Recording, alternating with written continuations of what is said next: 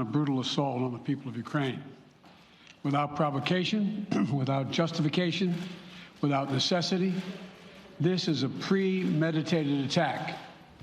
Vladimir Putin has been planning this for months, as we've been saying all along. He moved more than 175,000 troops, military equipment, and positions along the Ukrainian border.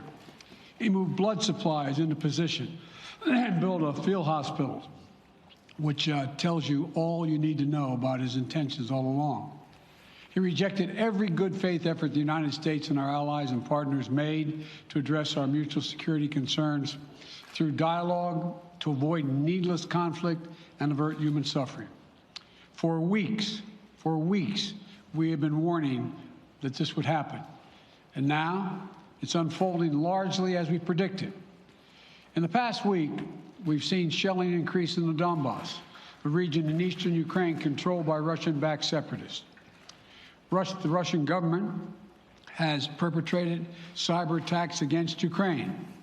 We saw a staged political theater in Moscow, outlandish and baseless claims that Ukraine was about to invade and launch a war against Russia, that Ukraine was prepared to use chemical weapons, that Ukraine committed a genocide.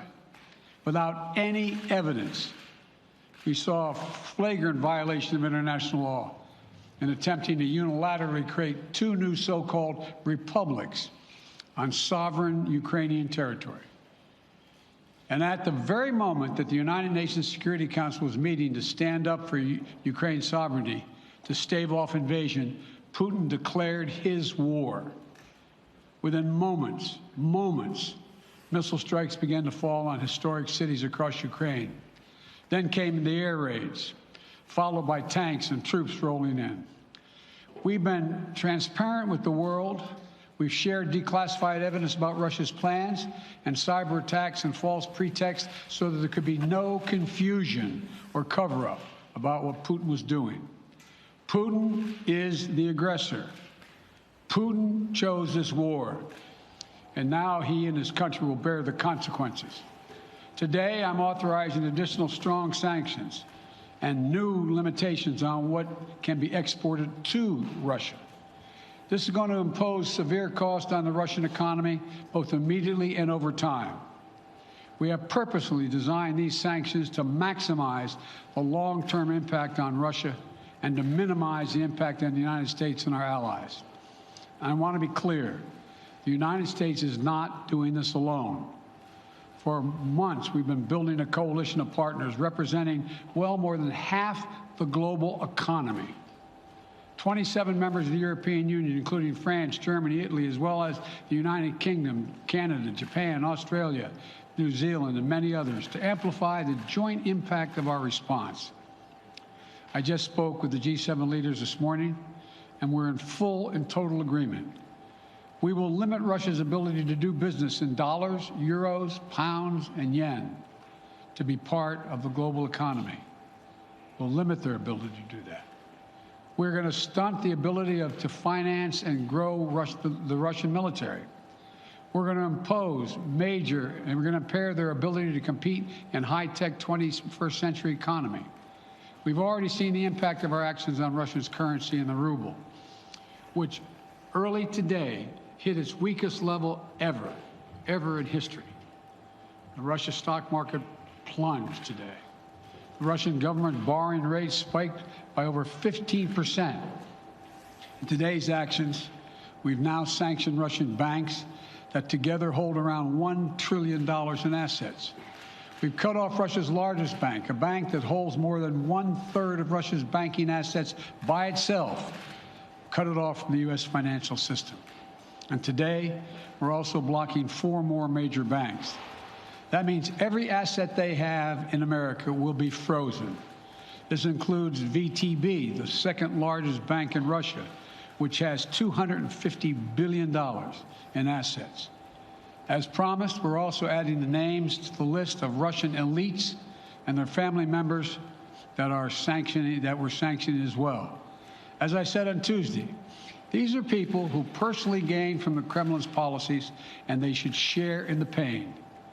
We will keep up this drumbeat of those designations against corrupt billionaires in the days ahead. On Tuesday, we stopped the Russian government from raising money from U.S. or European investors. Now we're going to apply the same restrictions to Russia's largest state-owned enterprises, companies with assets that exceed $1.4 trillion.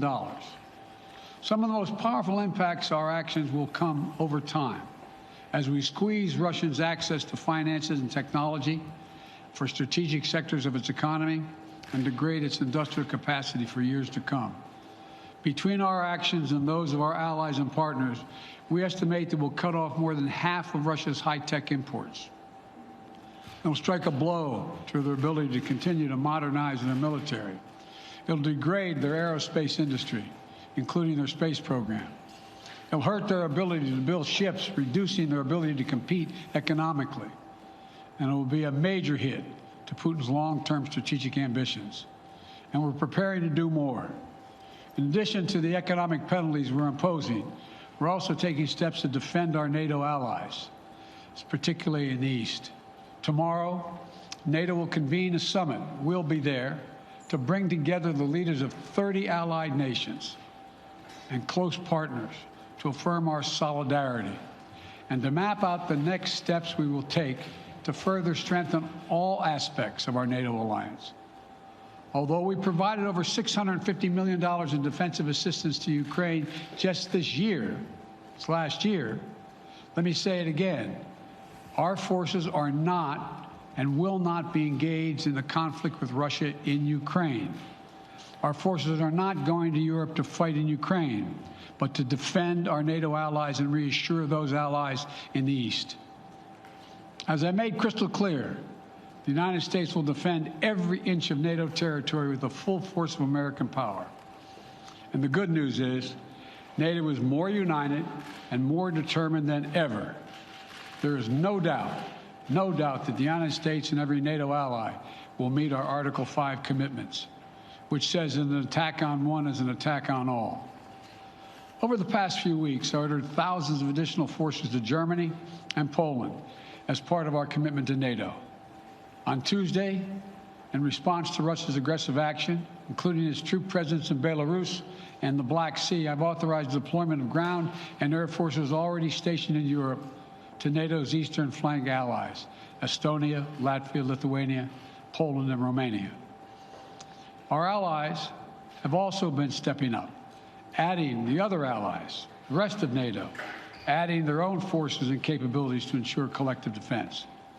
And today, within hours of Russia's unleashing its assault, NATO came together and authorized and activated an activation of response plans.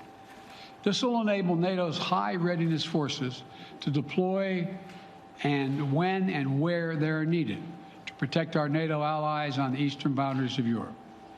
And now I'm authorizing additional U.S. force capabilities to deploy to Germany as part of NATO's response, including some of the U.S.-based forces that the Department of Defense placed on standby weeks ago.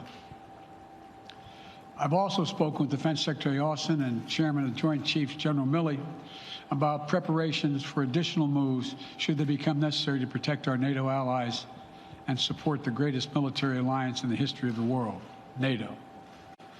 As we respond, my administration is using the tools, every tool at its disposal, to protect American families and businesses from rising prices at the gas pump. You know, we're taking active steps to bring down the cost, and American oil and gas companies should not exploit this moment to hike their prices to raise profits. You know, in our sanctions package, we specifically designed to allow energy payments to continue. We are closely monitoring energy supplies for any disruption. We've been coordinating with major oil-producing and consuming countries toward our common interest to secure global energy supplies. We are actively working with countries around the world to elevate collective release from the strategic petroleum reserves of major energy-consuming countries. And the United States will release additional barrels of oil as conditions warrant. I know this is hard and that Americans are already hurting. I will do everything in my power to limit the pain the American people are feeling at the gas pump. This is critical to me. But this aggression cannot go unanswered. If it did, the consequences for America would be much worse. America stands up to bullies. We stand up for freedom. This is who we are. Let me also repeat the warning I made last week. If Russia pursues cyber attacks against our companies, our critical infrastructure, we are prepared to respond. For months, we've been working closely with the private sector to harden our cyber defenses, sharpen our ability to respond to Russian cyber attacks as well. I spoke last night to President Zelensky of Ukraine, and I assured him that the United States, together with our allies and partners in Europe, will support the Ukrainian people as they defend their country. We'll provide humanitarian relief to ease their suffering. And in the early days of this conflict, Russia propaganda outlets will keep trying to hide the truth and claim success for its military operation against a made-up threat. But history has shown, time and again, how swift gains in territory eventually give way to grinding occupations, acts of mass civil disobedience, and strategic dead ends. The next few weeks and months will be hard on the people of Ukraine. Putin has unleashed a great pain on them, but the Ukrainian people have known 30 years of independence. They have repeatedly shown that they will not tolerate anyone who tries to take their country backwards. This is a dangerous moment for all of Europe, for the freedom around the world. Putin has committed an assault on the very principles that uphold the global peace. But now, the entire world sees clearly what Putin and his Kremlin allies are really all about. This was never about a genuine security concerns on their part. It was always about naked aggression, about Putin's desire for empire by any means necessary, by bullying Russia's neighbors through coercion and corruption, by changing borders by force, and ultimately by choosing a war without a cause. Putin's actions betray his sinister vision for the future of our world, one where nations take what they want by force. But it is a vision that the United States and freedom-loving nations everywhere will oppose with every tool of our considerable power. The United States and our allies and partners will emerge from this stronger, more united, more determined, and more purposeful. And Putin's aggression against Ukraine will end up costing Russia dearly, economically and strategically. We will make sure of that. Putin will be a pariah on the international stage. Any nation that countenances Russia's naked aggression against Ukraine will be stained by association. When the history of this era is written, Putin's choice to make a totally unjustifiable war on Ukraine will have left Russia weaker and the rest of the world stronger. Liberty, democracy, human dignity, these are the forces far more powerful than fear and oppression. They cannot be extinguished by tyrants like Putin and his armies. They cannot be erased by from people's hearts and hopes by any amount of violence and intimidation. They endure. In the contest between democracy and autocracy, between sovereignty and subjugation, make no mistake, freedom will prevail. God bless the people of a free and democratic Ukraine. May God protect our troops.